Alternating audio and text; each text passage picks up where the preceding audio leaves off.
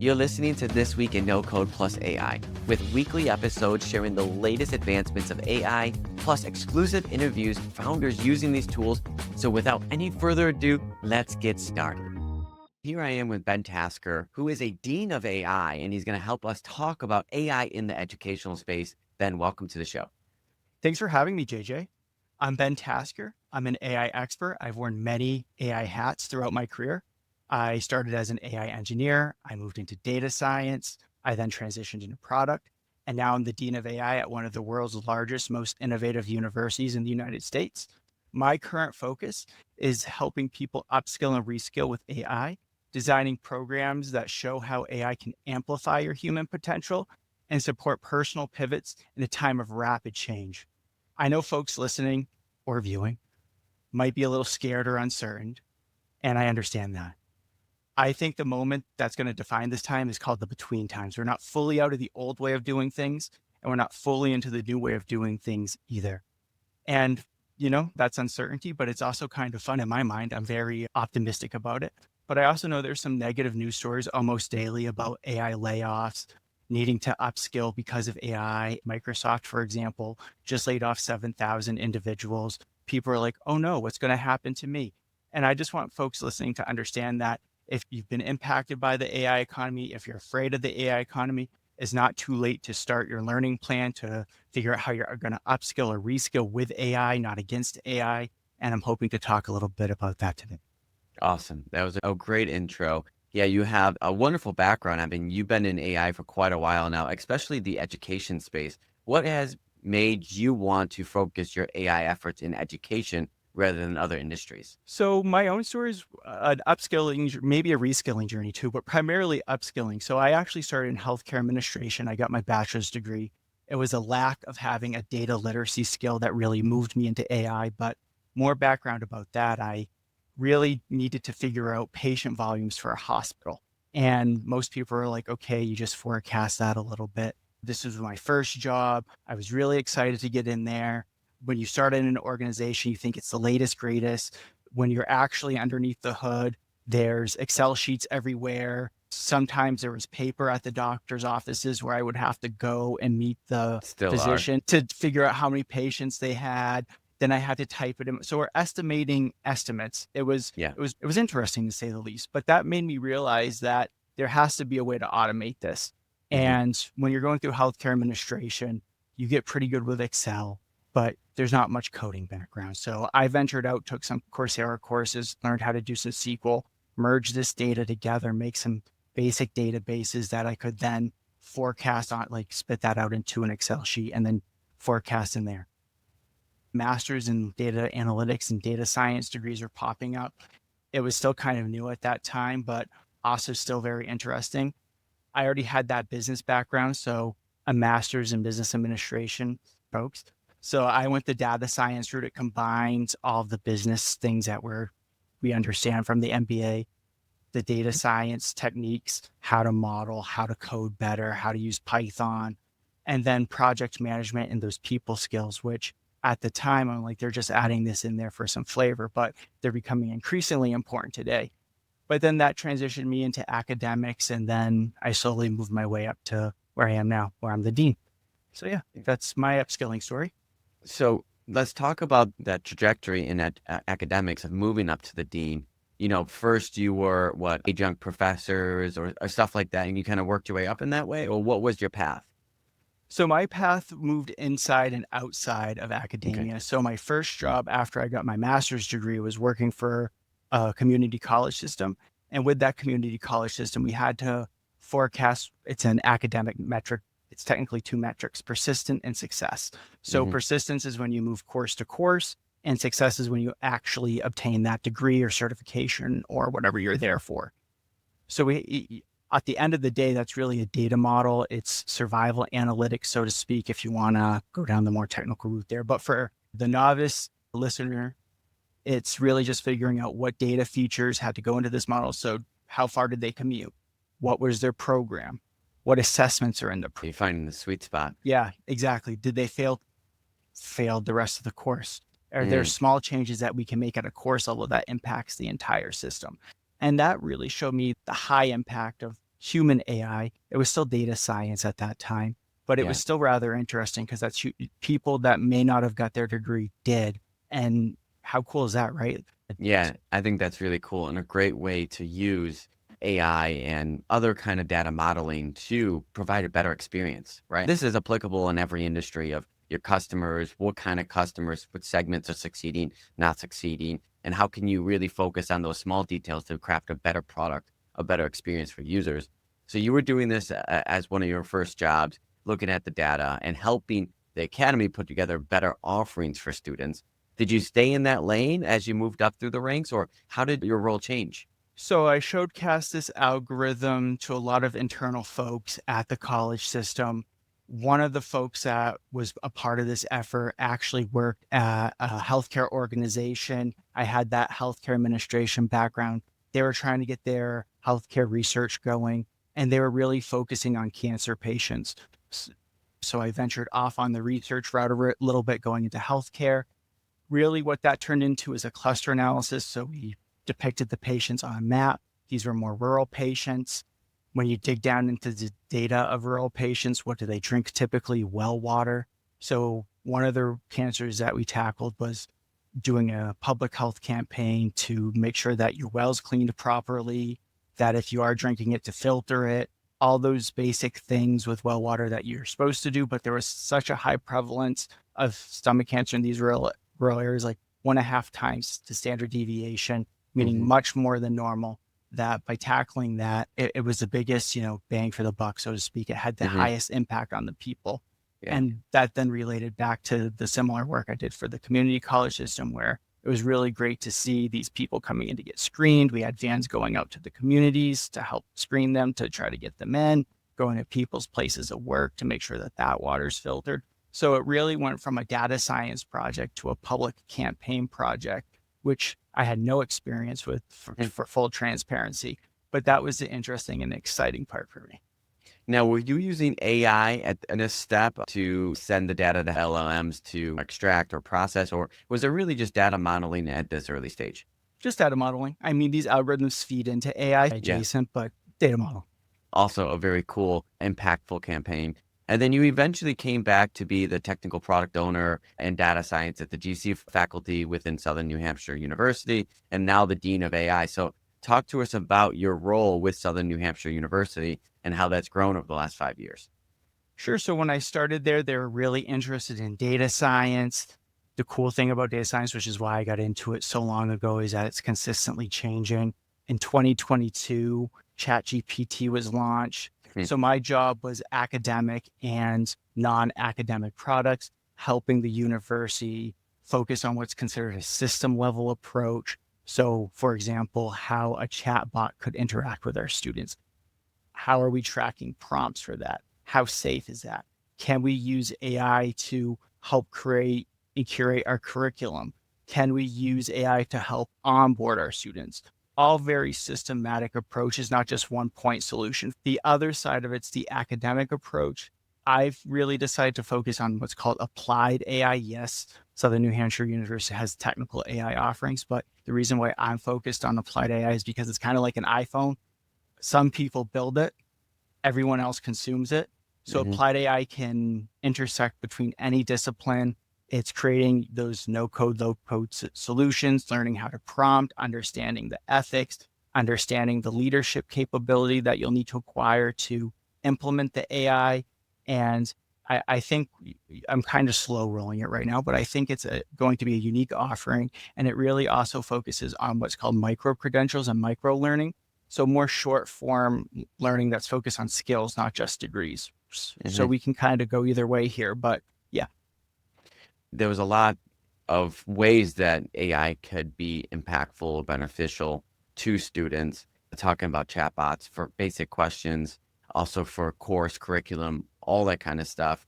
I assume there's a lot of innovation to be had there, but I also assume there might be some friction from stakeholders inside the university of we've been doing it for so long one way. Why should we do it? Talk to us about what those conversations may look like. I'm sure every conversation is different depending on your leadership, et cetera. But are you more of a proponent here saying, hey, this is what we can do? And then you kind of got to win them over? Or talk about those internal dynamics. Think about the entire education system, actually. Yeah, The one consistency between all of them, at least in the United States, is that they're time-based, which means you have to sit in a chair for a certain amount sure. of time to accumulate your high school diploma, your degree, your Mm, doctorate, whatever your credential, whatever you're trying to pursue. And they measure what's called competencies or outcomes. So if you're in first grade and you can name your colors, that could be a potential competency. If you're in college and you can do linear algebra and you can do some matrix math or whatever the case may be, that checks the box. Then you can move on to the next thing and they issue a diploma. That diploma at any level ties to the government, it ties to job outcomes, it ties to this concept called gainful employment. So can you get a job with this degree? Once you're done with it, again, all time-based. I think with AI, now time is a little bit different because most things are at your fingertips. So if it took 10,000 hours, which is what most people quote to master something, hmm it's probably you also now increased accessibility because hmm more people have access to this than the LLMs and AI are exploding faster than the internet did, which hmm one of the top use cases is education. So students, and the definition of a student could be, again, someone in first grade, an adult going back to education, whatever the concept may be. Even someone just upskilling could be a student potentially. It's a very broad definition, but they're interacting with these LLMs to obtain these skills or competencies more quickly for 24/7 tutoring, for customizations. And I think it's evolving so quickly that not only the universities can't keep up, but the structure around the universities, the accreditation systems, also don't understand the impact of this technology. That's a really good point. And I would love to stick on that for a little bit and talk about what this looks like from a speculation point of view going forward. AI impacting all of this, what that means for these universities and systems. Universities need people to be in their seats for 4 years or whatever because they make money for that 4 years. So, like, that's their model. But in a world where all that information is at their fingertips, and maybe they don't need to memorize so much, but they just need the ability to interact and use these tools, maybe there's a different way to define success. And maybe that is a shorter path, but maybe that business model doesn't yield as much success for a university. So there are some conflicts there, but also we're still figuring this out from the student standpoint of what is best for the student, what will get them to a place where they can succeed. There's a lot there. Anything you want to unpack in any way? So we just talked about time a little bit, but now kind of just focusing on higher education. Most individuals look for an institution through Google, for example. They hmm find some schools of interest. They then go check them out. They apply to those universities. They're then onboarded. They have to fill out a financial aid application. hmm But Yeah. going to make here is that it's very siloed. Yeah. It's very linear, one stop at a time until hmm the end goal of where you get that diploma or certificate or whatever you're there for. And I think AI is going to change not just education, but primarily, I think it's going to be one of the first things to change into an ecosystem. It's usually one of the last things to change, but because this is happening so fast and more people are using it, that ecosystem approach where now we have more of an AI system helping individuals move throughout this siloed linear system more uniformly could have huge impacts. One impact, focusing on skills-based learning. And a skill has a very different definition to a lot of folks. So just to unpack that a little bit, if you go to a Michelin star restaurant, a very high-end restaurant, and you eat food there, and there's a very high-end chef or a Michelin star chef, you eat it, you don't get food poisoning, you know that they meet that standard. So you're validating that skill. Same thing with any other skill. If I say I know prompt engineering, there's some verification metric. If I say I know leadership, there's some verification effort there. And you just check the boxes and then you can trade in those chips, so to speak, for degrees and for certifications. And it becomes more of that ecosystem so people can come and go. So why do we care about that? Why do I think that shift's happening? So time right now, so let's pretend it takes 4 years to get a bachelor's degree. With AI, maybe it takes 2 years, but now that time window is shortening, but the life of a skill is also shortening. So a skill usually takes 5 years to, once you acquire it, it's usually maintained for 5 years. So if you go learn coding, it's probably going to be relevant for 5 years. Not all skills are like that, but mostly. But now with the rapid evolution of AI, products can change more quickly. Brainstorming can happen on the fly. All these things can happen much more quickly with AI. So now the shelf life of a skill goes from 5 years probably to 2 years. So you're going to have to Yeah, it could engage. fluctuate depending on the skill. It Exactly. could be less or more, but yes, I agree with your point. So then you're going to have to go upskill more frequently, which Yep. to some listeners like, oh, wow, well, maybe more. So here's an example. Or in a more continuous, passive way. Exactly. So companies and academia could work closer together. Academic offerings, the theory behind certain concepts could be offered through companies. You then try to upskill. So let's pretend you're an office worker, and then the next step for you is a project manager. So you'll take some theoretical project management skills from the university. Then you'll work with a mentor, someone internally, maybe it's a group, however the company wants to structure that, to really run a project to make sure that you have the SOP written, you have the product vision written, you have the deliverables on task, all those concepts that drive up into project management. And then once the mentor and the manager validates it, they let the university know, and then you obtain the credits for that offering. And then you'll just keep going through that continuous effort. And what's unique about that experience is A, you're getting hands-on learning, B, you're learning skills, which is a little bit different than how we learn now. But it also allows the universities to maintain students for a short amount of time.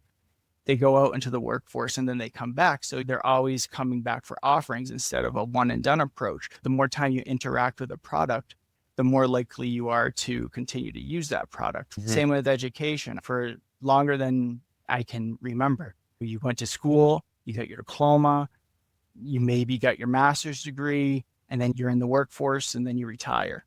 And with all this evolution, that's all linear, right? So thinking about it from that ecosystem approach.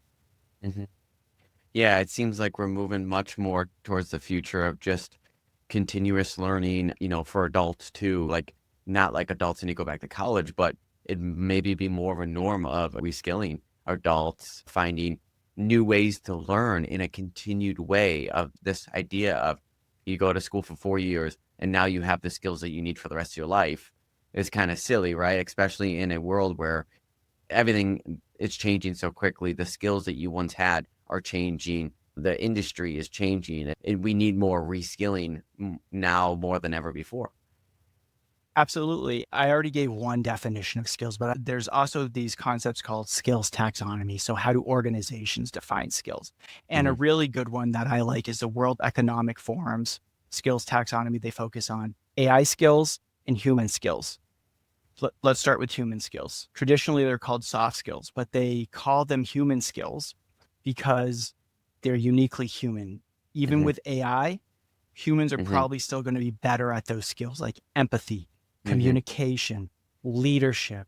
And then there's the AI skills, the technical skills like analytical thinking, systems thinking, coding.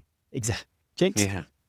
So those skills, even though they're high value today, they might not be as high valued in the future. So developing a learning plan around skills, not just, I need to go take a Coursera course, or I need to go learn how to use NAN. I need to figure out what skills I already have, what skills I don't have, and where I want to go, having that vision for yourself. And organizations need to do that too.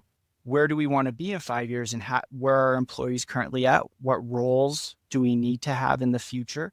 And then how can we upskill the organization to meet the individual level and the organizational level to come out of this in between times, not really disrupted, but thriving? Yeah.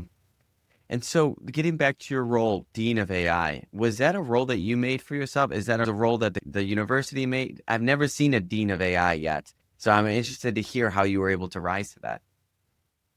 I think that's really just for me being in data science and advocating for AI all the time. It was a natural fit. I wish I could say I thought to create that myself. but I think it was a collaborate, like just me talking about it and being excited about it all the time, talking about these skills taxonomies, Hmm. understanding how education's changing, and then the university realizing we are going to need to invest in AI. We are going to have someone to work collaboratively across all the departments Hmm. to understand needs. And it is like before I just did it as a hobby, but once you Yeah. get into these granular details of financial aid and onboarding, Yeah. student persistence, they're very complex systems, more of Yeah. an ecosystem. You I need a can team tell for you, each one. if you don't understand the process, no AI in the world's going to be able to help you because Sure. it's not going to work. It's just going to spit out something and you're going to hope it's correct. So you really need an individual to not only understand processes, but to also understand the AI. So I think I uniquely positioned myself for that role. I think that's wonderful. And I think we're going to continue to see a lot of this happening in the industry.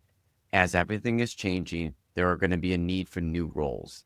And those that take the initiative to study up, to learn, to implement, to experiment, to test, will position themselves for those new roles. Those roles will be created for them. There's a lot of things happening that we haven't had to think about before. Even just look at it for a long, long time was Google search results. Now, all of a sudden, SEO is getting to be about showing up in LLMs and showing up and having LLMs recommend you. And that's totally different than search engine optimization. But that is also a very similar thing that is totally new that you now need someone to lead and do, right? And so this is just the tip of the iceberg of many other things that are coming. Even think about, how do you want LLMs to talk about your brand? How do you want them to recommend you? There's so much that goes into that as well. I think just a thing for our listeners out there is, there is a lot of uncertainty of where it's going forward, but now is the time to rise up, to go out there and make something happen, to learn a new skill, to experiment, to show people that you could do it, to communicate to people that you could do it. Because as these new needs rise up, they're going to think of you first. You're top of mind. You've kind of shown that you know something about this. No one has a doctorate in, LLMs, SEOs right now. It was just invented, right? So no one is the best at it. But if you can show that you can take the initiative to get out there and figure this thing out as it's going to continue to unravel in the next couple of years, like yourself, Ben, in many ways in the education space, I think there's going to be so much value added to people like you in every industry going forward. Well, first of all, thank you for those kind words. It's also important to understand that the value of a learning plan, I know it sounds a little cheesy, I know, but anytime you write something down, you're 70%, if not more, successful than by not writing it down. So whatever vision you have for self, start with the end goal and then work backwards on what you need to acquire. If you've never opened an LLM, this is a really great way to start using one. If you're comfortable, you can upload your resume. It can do a skills analysis for you. You could use the World Economic Forum if you're not familiar with what skills to focus on. The skills might change words, but they're essentially the same no matter what taxonomy you use. It will provide that analysis. It will output it. It can find courses. It can suggest mentors. It can help you write emails. I'm not the best communicator, but one thing that is on my learning plan is to do podcasts to help me acquire that skill. Also, AI gives me feedback when I ask it to, and AI is really critical at feedback. So yes, having a friend give you feedback's nice, but if you want to get better quickly, I mean, depending on I guess how emotional it wants to be, right? Because you can set that up. You can have it give you a clear line of objectives to. You can also have it focus on things you're really good at. It doesn't all have to be critiques, right? 3 things I could do better at, 3 things I Mm-hmm. did great at or knocked out of the park. And then eventually over time for 6 months, I'll acquire that communication skill and then I'll focus on the next thing in my learning plan. Or expensive. Exactly. That was $20. Yeah. I did not spend $50,000 on that. And then Right. it gave me ideas that I didn't even think of going on podcasts. I mean, yes, I listen to them. Yes, I Yeah. understand what they are, Yeah. value them, but it wasn't any like, I didn't think to go on them until I read it. And I was like, that's brilliant. That's really smart way to actually do that. There we go. Yeah, it's a really exciting time. I've done a lot of work in the education system too, not really on the faculty side, but I was a student body president. I was part of many committees in my university, and I saw a lot of that, but I have never taken the time to think about how AI can be applied to education.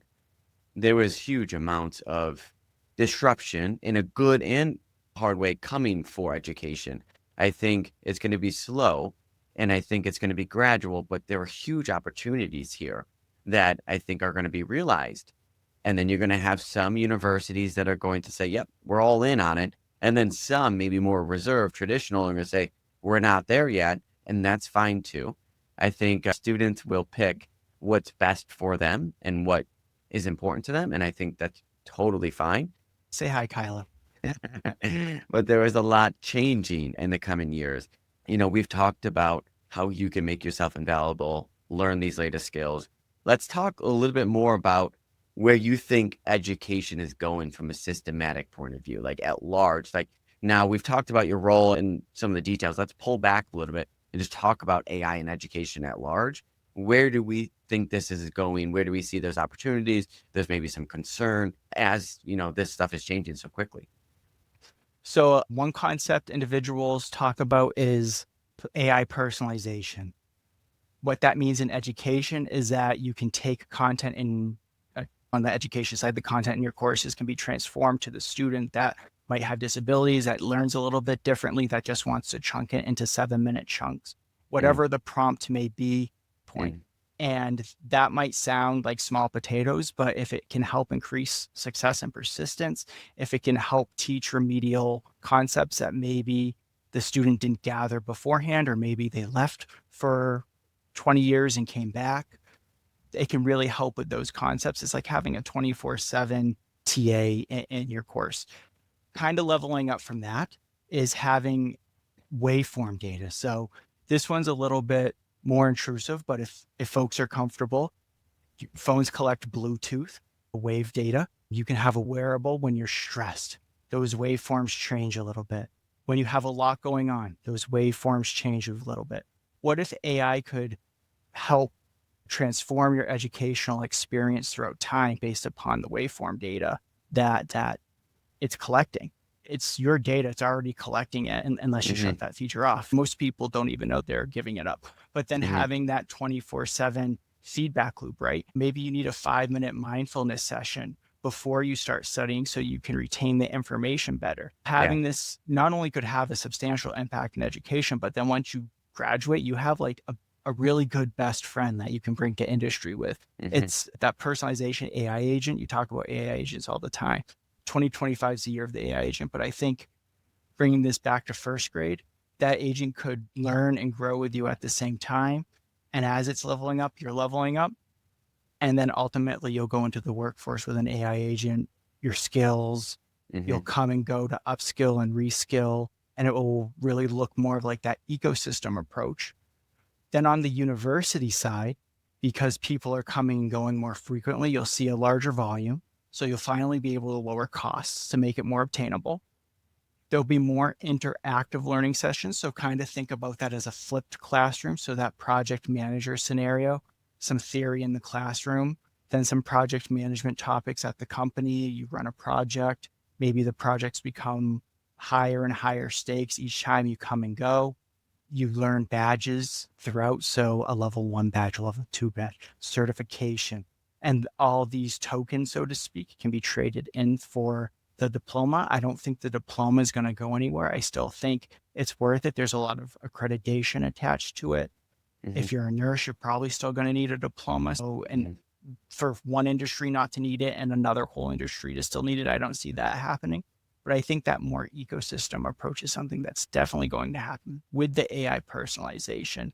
And you're not only going to be able to see cost decrease, but accessibility also increase because of the two. I know a lot of people are scared, but I do think it's truly beautiful. Yeah, I think learning a new skill could be lonely. I think there was a lot of times where you just have opening questions, and usually our teachers are the ones that can answer that, administrators, the therapists, etc. But I think there's an ample opportunity for you to have like a learning agent alongside of you, where it's an AI agent that just helps you with this curriculum, and that it's your personal friend, it's your learning buddy where you can ask questions to.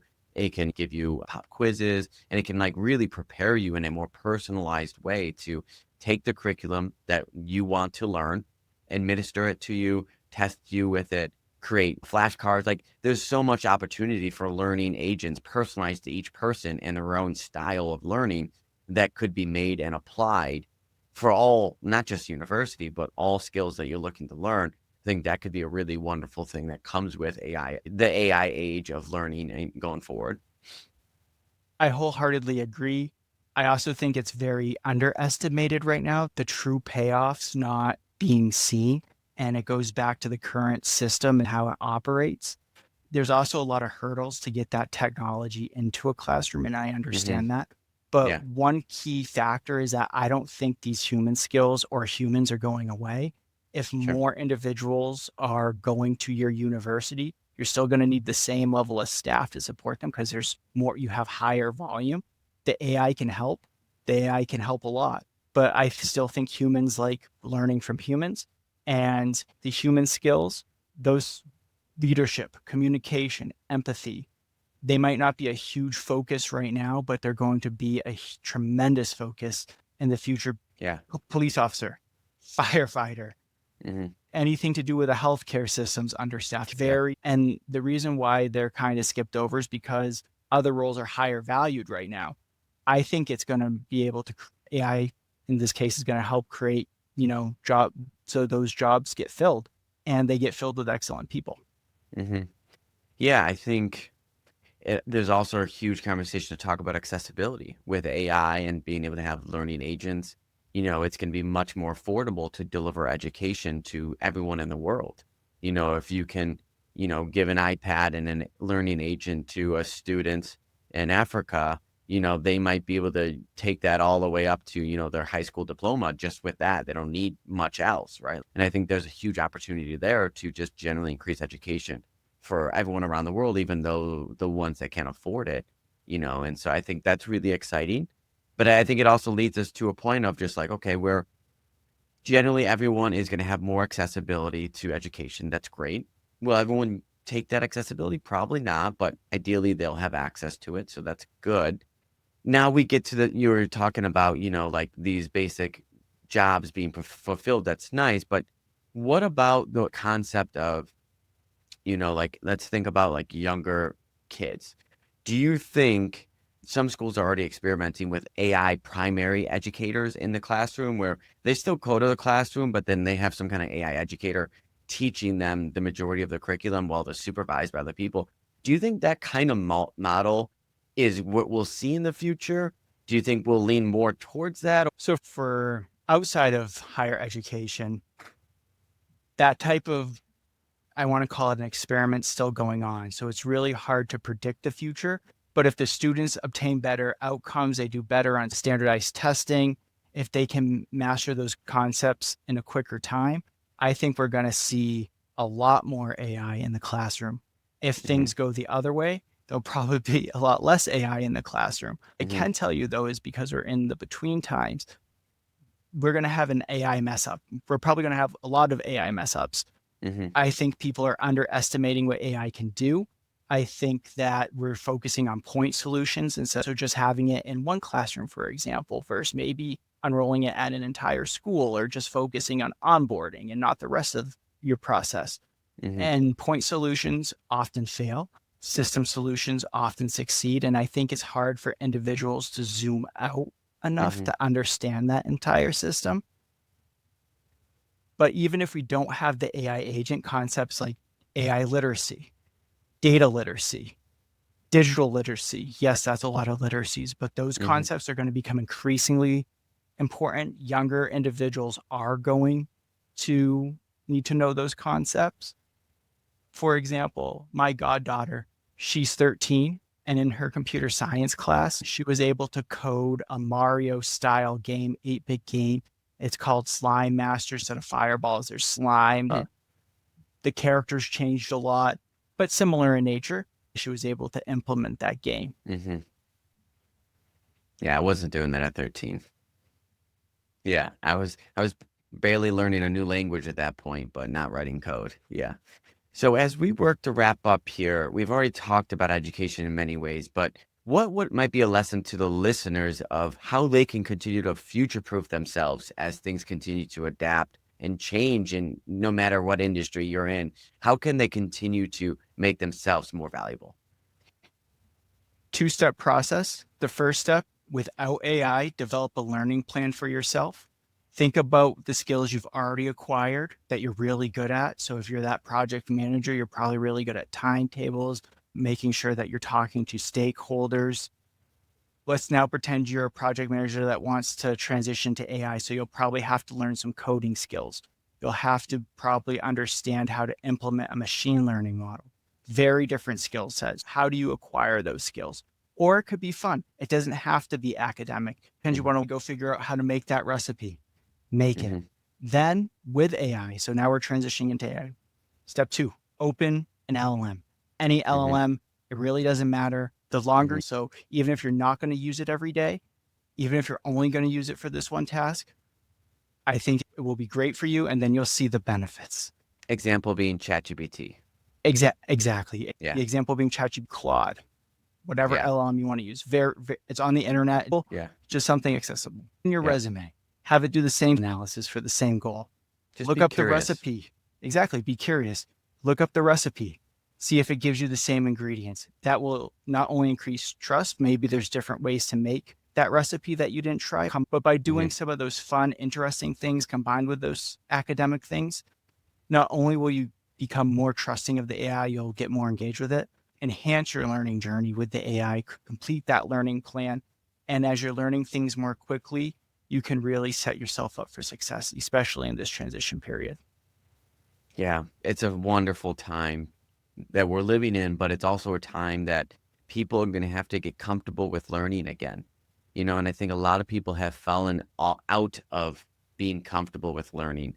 If I were to ask my mom, 65 years old, to go back to school, she might feel embarrassed, but in reality, it might be a good thing for what she needs to learn. That perception needs to be left aside, and just we need to encourage everyone at every age to learn whatever it is they want to learn. But to have that learning hat on now is more important than ever before because there's entirely new systems, entirely new concepts to learn. And if you do that, you can have exponential progress that you've never had before with the new capabilities of tools that we have at our disposal. And that's an awesome example of how AI can amplify your abilities versus being detrimental to your abilities. AI can help you find the best way for you to learn. Yeah. Ben, thank you for joining us today. For those that want to learn more about you or stay updated with your work, where can they find you? Well, first off, please connect with me on LinkedIn, my website, Ben Tasker AI. So thank Cool. you again, JJ. I've really enjoyed talking to you. Awesome. Well, thanks for coming on and we'll stay in touch. Thank you, JJ.